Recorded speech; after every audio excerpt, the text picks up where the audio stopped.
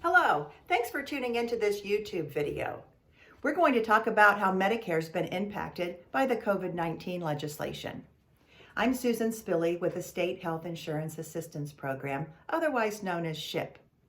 SHIP services are funded by the Administration on Community Living and the Indiana Department of Insurance. Our purpose is to provide counseling and information on everything to do with Medicare. So if you have any questions about Medicare or about what I'm talking about today, please call us Monday through Friday from 8 to 4:30 Eastern Time at 1-800-452-4800. Even though we're all working out of our homes these days, we are live answering our toll-free number. So please do call us. Okay, let's get started. We know so far there have been three major pieces of legislation that address the COVID-19 crisis. And these pieces of legislation have impacted Medicare as well, and all four parts of Medicare. So let's start with Part A of Medicare. We know that's the skilled care part, hospitalization benefit of Medicare. And of course, COVID-related hospitalizations are covered just like other hospitalizations are by Medicare. The COVID-related nursing home or skilled nursing facility stay coverage has been expanded. Also, the 3-day qualifying stay stipulation does not apply to COVID-19 nursing home coverage. The cost sharing, however, does still apply. But you don't have to be an admitted patient for 3 days in a hospital before you're allowed to go to a nursing facility for rehabilitative care.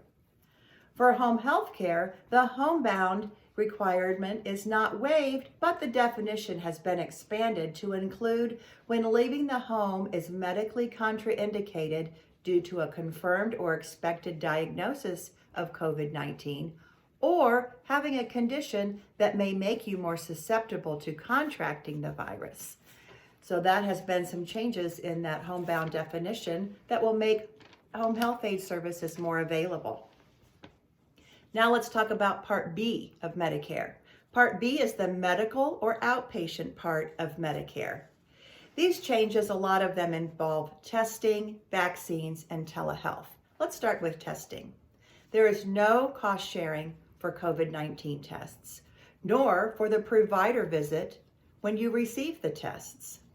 And when a vaccine becomes available, there will be no cost sharing to receive that vaccine. Now, telehealth. That's really been in the news a lot lately. Most telehealth services require audio and video.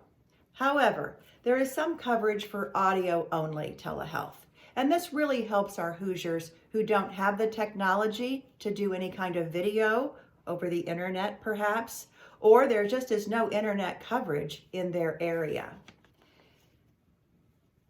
Providers are allowed to waive the cost sharing portion of their visits without sanctions also. Ambulance services, if your physician writes a medically necessary order, ambulance services can now include limited non-emergency transportation. Okay, let's move on to Part C of Medicare. Part C of Medicare is actually Medicare Advantage plans. And this is a managed care way to receive most or all of your Medicare benefits. During any disaster or emergency, Medicare Advantage plans must cover benefits in non-contracted facilities as long as those facilities are Medicare providers. They must waive any gatekeeper referral requirement. And they must provide the same cost sharing whether you're in network or out of network. Medicare Advantage plans are allowed but not required to remove pre-authorization requirements, waived cost shares for all COVID-19 related treatments, waive prescription refill amounts, expand their access to telehealth services, and suspend the nursing home pre-admission reviews. Let's move on to Part D. That's the prescription drug benefit of Medicare. And you can get your Part D benefits really in two ways. Through a standalone prescription drug plan or through your Advantage plan that includes prescription drug coverage. So there are some new requirements. They are required to provide a 90-day refill of your medication upon request. They are required to allow access to out-of-network pharmacies when the beneficiary cannot reasonably be expected to go to the in-network pharmacy. They are allowed to waive mail and home delivery limitations for medications and prior authorizations for Part D prescriptions to treat the COVID-19 virus. So those are the changes, some of the changes. I've only highlighted the major ones. If you would like to find out more about this information, you can call us at SHIP, or you can get on the web and do some searching. I will caution you to only visit .gov sites. There's a lot of sites out there, but if you go to something with .gov at the end, you know you'll be connected with a government website and the information will be accurate.